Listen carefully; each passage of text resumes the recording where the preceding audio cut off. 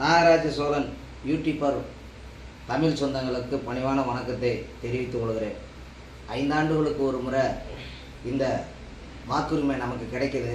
இந்த வாக்குரிமையை நம்மளுக்கு தனிப்பட்ட ஒரு மனிதனுக்கு வர உரிமை. இந்த உரிமையை காசுக்காக நீங்கள் அடமானம் வச்சிடாதீங்க.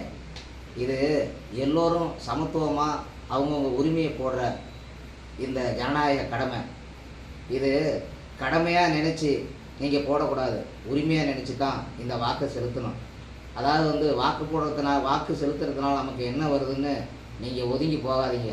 ஏன்னா இது இந்தியாவில் இருக்கிற ஒவ்வொரு மனிதனுக்கும் கடமையை செய்கிறது.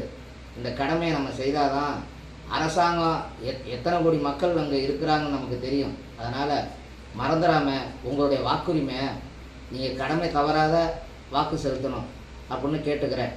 அது மட்டும் இல்லை, நீங்கள் வாக்கு செலுத்துறது அவங்களுக்கு செலுத்த போகிறேன் இவங்களுக்கு செலுத்த போகிறேன்னு நீங்கள் சொல்ல வேண்டிய அவசியம் இல்லை. ஏன்னா அது பல பேருடைய மனசை காயப்படுத்தும். அதனால் நீங்கள் உங்களுக்கு எது பிடிக்குதோ யார் பிடிக்குதோ உங்கள் மனசுக்குள்ளே வச்சுக்கொண்டு நீங்கள் போய் வாக்கு செலுத்துறதுக்கு உங்கள் கடமையை நிறைவேற்றுங்கன்னு பணியுடன் கேட்டுக்கொள்கிறேன். வணக்கம்.